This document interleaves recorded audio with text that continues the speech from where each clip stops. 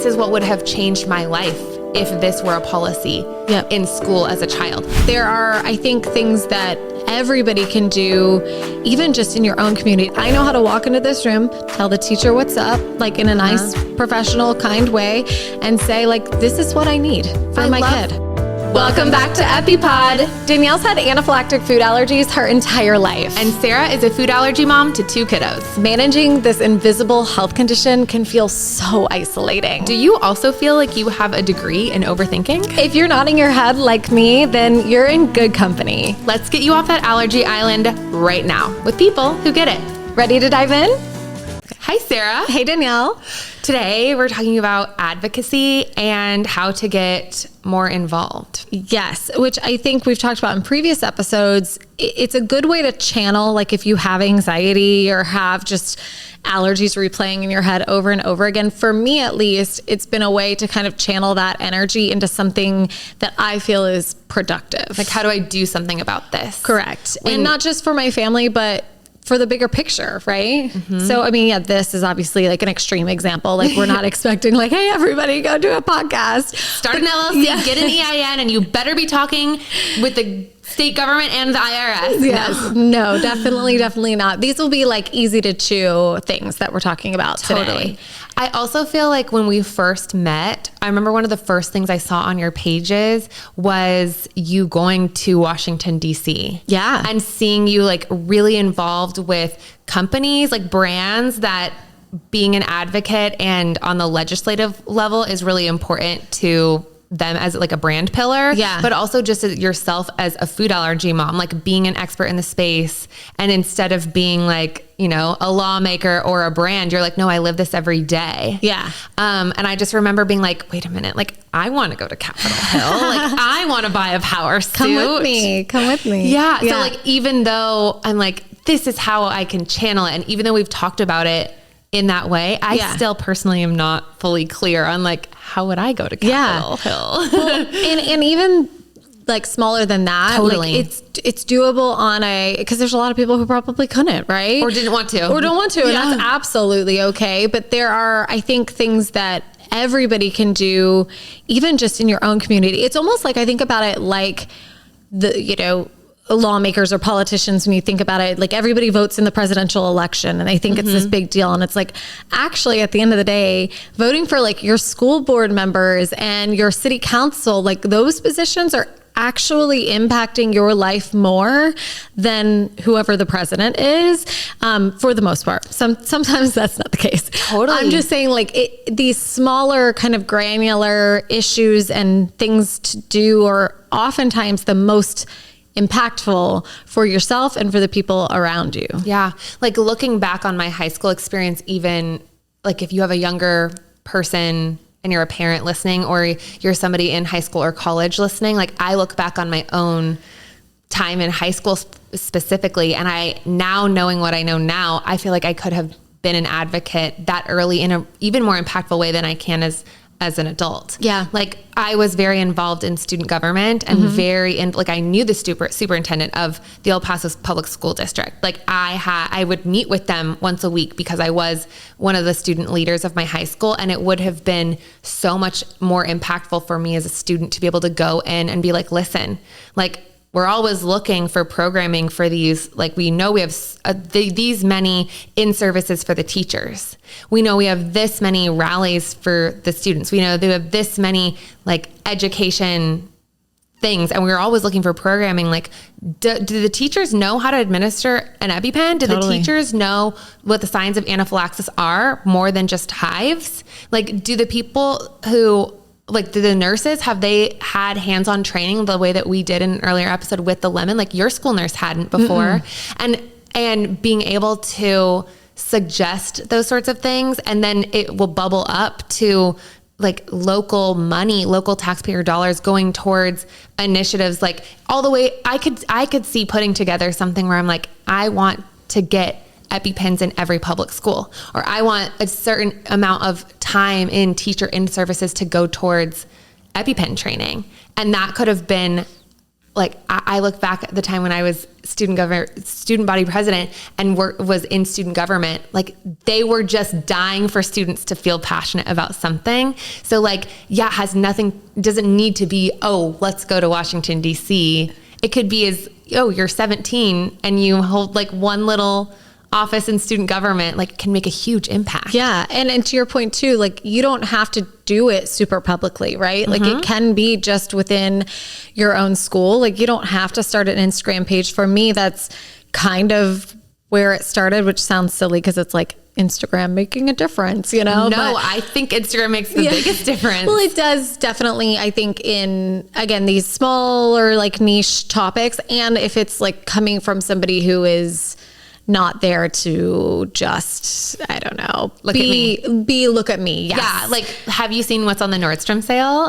Yeah. Here's my Amazon link for another thing that you don't need. Yes. Which, I mean, I definitely have put Amazon links, but it's usually for stuff that somebody asks me for a recommendation for, and it's truly like applicable to allergy life. Totally. But for sure, it's not like the thing that I do. You're not trying to be a lifestyle blogger. No, I'm not. No, I have a full-time job. But even if I didn't, it's like, it just is not, that's not like the voice I would listen to and follow that I think is really making a difference in a space like food allergies or really anything to do with medical or disabled or whatever, disability type things. But yeah, I mean, I don't think you need to, but obviously like getting on and seeing maybe even what organizations are doing it well. Like there's a lot of small nonprofits out there that would just freaking love for some help, to volunteer, to help them, whether it be something local to you or something you can do virtually, or just even like sharing their content to maybe your audience that isn't a bunch of food allergy moms, but you have 1,000 people that follow you from your childhood and growing up. Like all of these things make a difference. And so from just a really small level of social media, whether it's your own page or sharing other groups' information that can help spread awareness in general about allergies, I think that is making a difference. I think it's making a huge difference. Like I've had even personal friends tell me like, I just had no idea. Right. Like my hairdresser was like, we serve trail mix.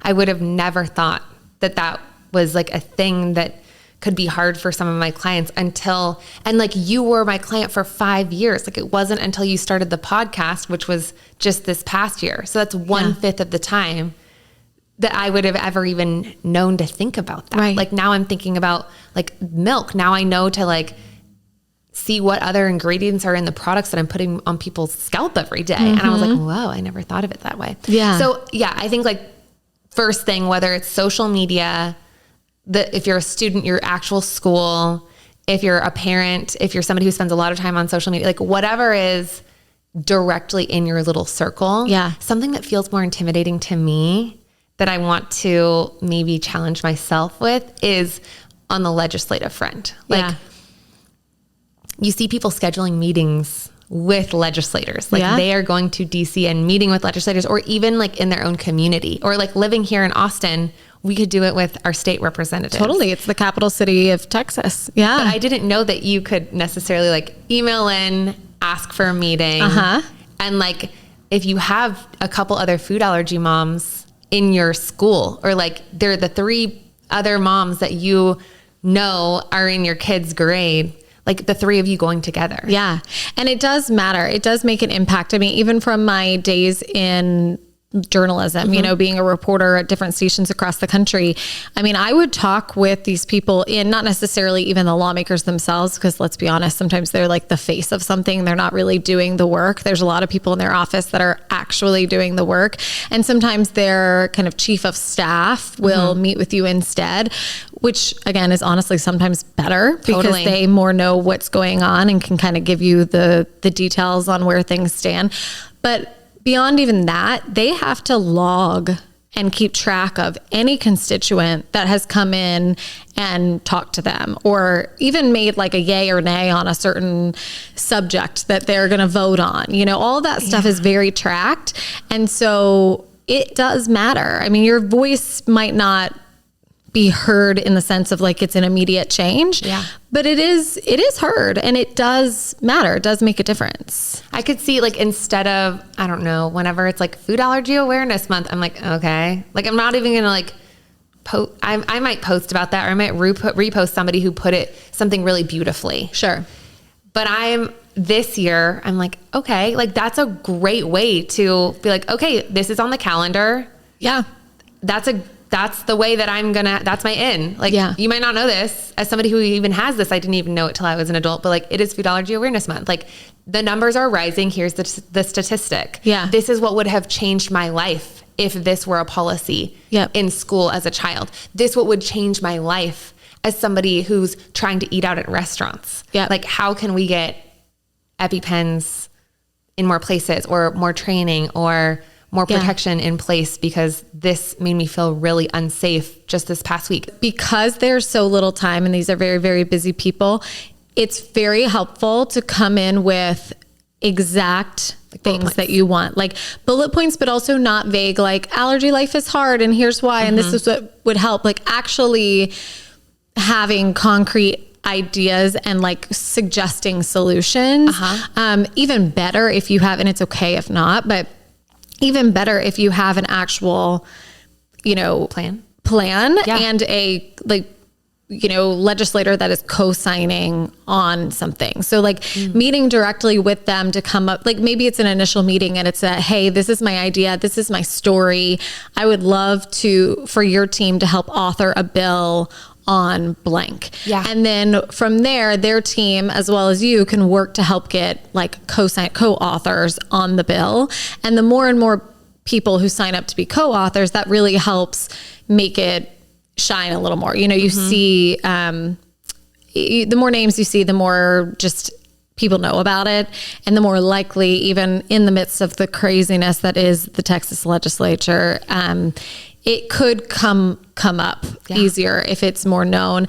A lot of times too, like this is getting nitty gritty, but they also add bills like that onto other things, like as amendments to a larger package to kind of like slip it in. Which is kind of sneaky. It is sneaky. I feel like that's really inefficient. That's why some things don't pass, because you have these like random things that people are like, wait a minute. Yes. We can't do that. Yes. There's positives and negatives, because sometimes it's like if you don't hook it onto something like that, then it's not going to have time to come to the floor at all.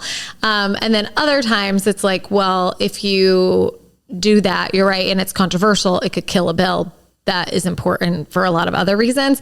But I think something like food allergy related things is usually not super controversial. I will say, this is, again, we're probably going down a rabbit hole that maybe we weren't intending to, but in my time in DC, it was really interesting to me that when I would talk to certain lawmakers, I was like, this is a no-brainer, right? Like I'm coming in thinking like, duh, like this is so easy. It's an easy yes.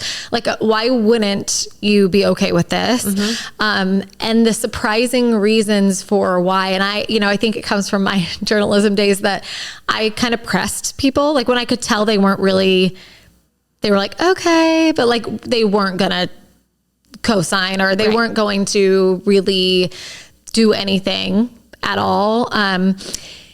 I pushed a little bit, and they mentioned things that I didn't even think of. Like, okay, so for example, capping epinephrine costs. So a lot of states have done that. Like have said, like we're capping it at $30 or $60 and not making it so that nobody has to pay $1,000 for a set of Epis, right? Yeah. And we're not talking like the fancier Auvi-Qs and things. I'm talking like the most basic generic epinephrine auto injector. You're capping that sucker at $30 a set or $60, whatever it is.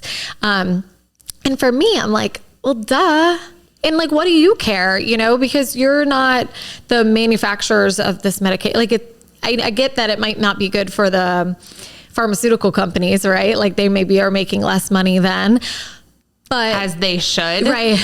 But I think the problem is, and obviously like now it's like a no-duh thing. These pharmaceutical companies are the lawmakers are in the pocket of these pharmaceutical companies, right? We have this horrible lobbying system, and the way it works is honestly corrupt as hell. And so it's like, they can't piss off The people who are funding them. Yes. Or the people who like gave them $1 bazillion to their campaign. Yes. And while they're not saying that directly, what they are saying is the bullshit excuse of, well, if they don't have as much money, they actually can't do as much research to make more medications and more strides in the food allergy community. So they're basically saying the political answer of, it's not that we don't want to help our consumers by, capping the prices. It's that if we cap the prices, the pharmaceutical companies don't have as much money to research and get better drugs and more whatever. It's a bullshit I want to be answer. like, why would an EpiPen company pay to figure out how to help people no longer have this life-changing diagnosis? Sure. Because then they wouldn't need their epinephrine. I know. Hello. Yeah. Okay. So speaking of, hold on. You just said your about that. Mine's in the sun. Hold on. Oh no. Okay. Well, I can keep talking about that trip. So I think there are a lot of ways to get involved. If you do want to do something like truly go to Washington, D.C. and like talk to your U.S. representatives and senators, like who I've gone with in the past and who I'm going with again is the Allergy and Asthma Network. Mm-hmm. And they, have very specific bills that they are supporting that we go in and say, with usually it's somebody who is more of an asthma person, that affects their life, and someone who's more food allergies, someone who's more, different, coming from different backgrounds. And we can each kind of ground table and tell them our story and say, this is why we care about this, this, and this. Ask any individual questions. Usually it's like truly a 10-15 minute meeting. Mm-hmm. And then we're like kicked out of the door. Yeah. And that's kind of it. There are some bills that I'm like, well, why aren't we talking about this one? But you have to understand that if you're going kind of on behalf of a nonprofit, they again want to focus down on certain bills and not just say we support everything, but like here are the 5 that are important now. And so it's really important to kind of like stick to message. But in saying that, it's not like they're the only ones that go, right? FARE, which is a huge organization in specific food allergy world. They go as well every single year, and you can sign up to go with them. And basically all of the large organizations in the food allergy space have a day where they go to the Capitol and they do this. So as long, if it's really something you want to do, you can reach out to that organization or even just get on their website, find out what day that is, make a trip out there and sign up. And they kind of help organize the meetings and things like that for you. You just kind of have to sign on, register for that day of advocacy. That seems like something that I need to get on board with, because I'm like, I'm just a girl. Like, how am I going to come up with a plan? I don't know. If you're taking notes, here are 4 that you can sign up with. We have FARE, of course, which is gold standard. Yeah. FAACT, which stands for the Food Allergy and Anaphylaxis Connection Team. And then the AAFA, which is Asthma and Allergy Foundation of America. Yes. And then also the one, again, that I went to DC with, which is the Allergy and Asthma Network. And they have an advocacy day that I participated in. There are others. Those are not the only 4 that do it. There are plenty of others that go, even small organizations or the nonprofits that have been started after sadly somebody passed in their family. I mean, even they will go on their own missions to support something specific or to be a part of those larger groups. But there are opportunities out there for sure. Everybody who is passionate about something is looking for help, looking for volunteers, people who can step up and say, I want to help. I want to get involved. So they will take you on for sure. Something I was just looking up is, and that personally I'm really excited about, is how can you be an advocate for research?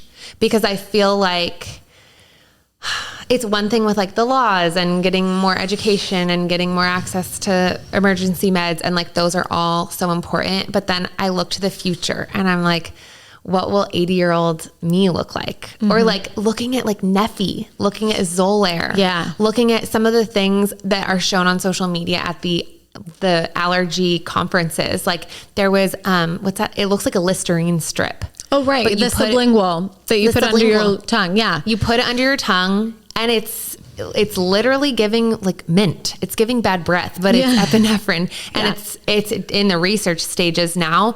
But that, I mean, just like with the way that the numbers are trending and how many more families, especially kids, are affected by severe food allergies. Now it's so unfortunate, but I'm excited that already, because it's not just one kid in every elementary school now. When I was little, it's so much bigger that now it's getting research and funding. So I was looking up like which of those organizations do they have a way to get direct, like being an advocate for research. Mm-hmm. The pessimistic side of my brain is like, it's probably just because they know now that they can make money.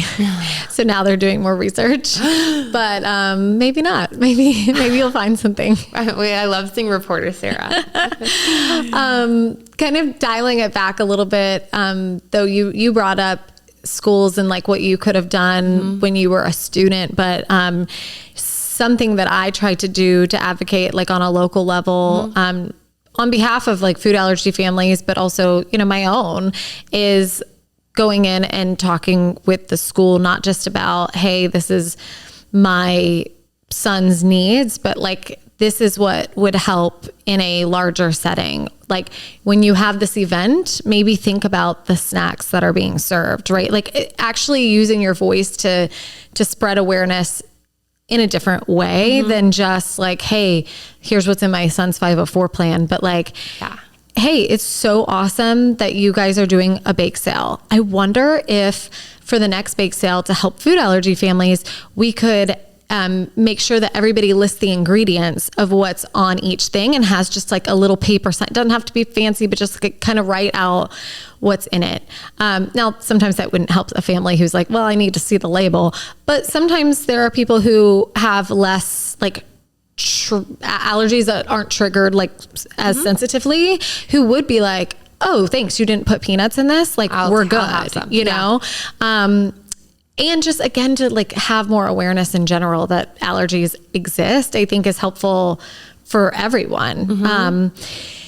And then also things like, birthday parties and things in the classroom, like trying to advocate for a no food policy in the classroom. I mean, that will help your son or daughter now, but like it also might help the next group of food allergy kids that enter that classroom or even the school in general. And so like, stop thinking that you're annoying or that your voice doesn't matter. There is a way to do these things and to have these conversations that is helpful and meaningful and not a burden. It definitely can be done because I've done it. And then, like you said, talking with the nurse, getting hands-on, offering help to even put together like a slideshow presentation on like the top things you wish could be done or that people knew about food allergies, and offering to go to the staff training before the start of the school year. Now, granted, like, don't get me wrong, I'm busy as hell and don't have time or energy to put anything extra on my plate. And I'm sure everybody out there is like, same girl, same. So like, do what you can, right? But if you can, do it, because it is important and it will help people. And again, you're going to feel like you did something and that you channeled your anxieties and energy about being a food allergy parent into something positive that made a difference. Yeah, that's a mindset shift that I've really been using for food allergies, but other things as well, is like I heard it on a Mel Robbins podcast. She's great. Oh my God, I'm obsessed with her. She's talking to the psychiatrist, and she offered the metaphor of like predator and prey. And she was talking, she had I saw this one. Yeah. She had a cancer diagnosis. She had breast cancer. And so she was talking about it in the context of her breast cancer diagnosis and what that meant for her work, for her being a mother, being a partner, like all of these things. And she was talking about the concept of predator versus prey. Like, it feels like I am the prey, like this thing is chasing me down. And all of your actions and your thoughts are reactionary. Like, how do I keep myself safe? Or how do I best prepare myself for this? Or how do I, and when she switched to predator, like whatever it is related to her diagnosis, like, yeah, that's going to, I dare it to have to meet with me. You know, like whether it's like a scary appointment or all of these different things that I don't have firsthand experience with. But when I was thinking about it with food allergies, when I was thinking about my own anxiety, I was just like, oh, that is so, I'm exhausted from feeling like I'm running. Like I'm running myself ragged, just being like, how do I keep myself safe? Or like, how do I make this as easy as possible for myself to not have any issues? And then when I switched it, and this is like a recent, like just the past couple months switch to like, what if it was not everything was out of reactionary, but what if it was, I'm the predator, not the other way around? And that's helped so much just from like you said, like you're doing something about it. Yeah. Yeah, totally. Like, I dare you to have to meet with me. Yeah. Well, and it's kind of like, I mean, it's not like it is a positive spin, but it's also more of like a confidence thing in my view. Like it's kind of like walking into a situation and saying like, I'm in charge here. Like, I know how to handle myself. I know how to take care of my kid. I know how to walk into this room, tell the teacher what's up, like in a nice, professional, kind way, and say like, this is what I need for my kid. I love the bake sale example though, like from predator and prey perspective. Like instead of showing up to the bake sale, having your tote bag filled with snacks where you have the label, like having your snack table where you do have the labels out and it is at, you know, top 8 allergen friendly, or for your child allergies at least friendly. And so, but you're like, oh my gosh, I wish that other people thought to put ingredients, or like, oh, I wouldn't be nice if, and that's sort of playing in the back in your head. Right. It's giving prey energy. But if it were, you had, you know, 6 weeks before, like, hey, I'm just one of the food allergy families here. Like this would be awesome. And even just like having a conversation with these little people, right. Being like, some people, just the way that you have the conversations when they see the handicap bathroom, like, why is that stall bigger? Well, some people need wheelchairs to help them get around. And some people need ramps to get up to the school. That's why there's a ramp and steps. Like it just is a conversation starter. Even if you are the only food allergy family in your super small preschool or whatever, like it is such an opportunity to start having those conversations of empathy, of it's not just about what your favorite snack is. Like your best friend actually can't have milk because their body doesn't like it. Right. Like that is giving predator energy. Then you're walking into the bake sale and like,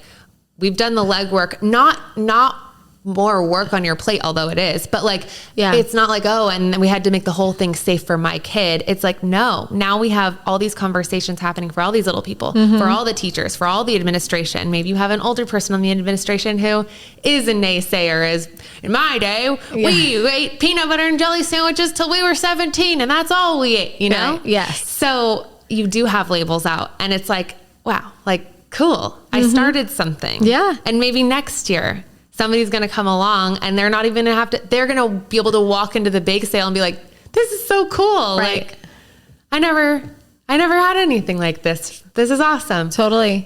So predator and prey, it doesn't need to just be about something negative. I've been using it for like, even when I have a day where I'm like, how am I going to get all of this done on my to-do list? It's like, okay. Yeah. You're meeting with me. Yeah.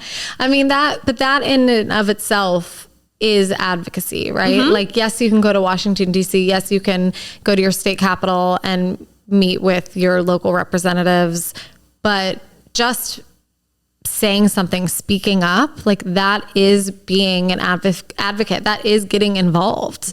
And so I think at least for me, it was kind of an addictive thing. Once I kind of started small and doing little things like that, I did get positive feedback, you know, from people like, wow, thanks for letting me know, or wow, this was helpful for me. Thanks for doing that. Or, you know, hey, I didn't think about it this way. Or, you know, on my social media page, like, thanks for putting, you know, a voice to what's circling in my head. And each time I hear any of those things or get that feedback, it makes me want to do more.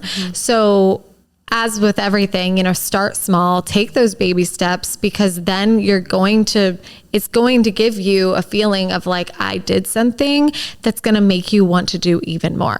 Totally. I do think we have an opportunity to go further into this topic with an actual organization, like one of the ones we mentioned, who can maybe even share some specific things about, granular individual things that they could really use help with from the average food allergy parent or person living with food allergies as an adult who only has X amount of time, right? That's been our experience, what we've shared here, and kind of our hopes and dreams and things. But I think these organizations have been doing it for a long time. So whether it's having them on the podcast and you listen to that, or reaching out to one that you really feel connected with and saying, I want to get involved, that in and of itself, I think, is a great start. We can also link those organizations in our show notes, and maybe I'll even look for specific pages where they have like hey, here's some things that we need help with or we can do. And that way you can just finish listening to this and go to those pages and be like, yep, I'm going to do this one small thing.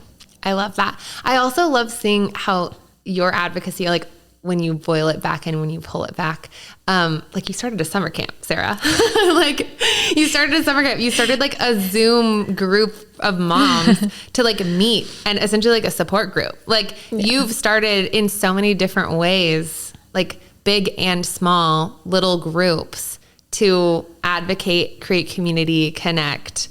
But at the end of the day, like make an impact in the thing that will hopefully make it for the next mom who comes along a little lighter of a trail to tread. Well, and here you are on the podcast. So you're doing it too. Thanks. So thanks. Yes. Okay. Well, I hope this was meaningful for you, and I hope that it inspires you to get out there and do one small thing today or tomorrow that can make a difference. I'm going to go email a legislator. Let's do it. Okay. See, that's a big thing, but yeah, you can even do smaller. Yeah. Go to those links in our show notes, and it'll help you get some ideas. Yes. If this didn't already.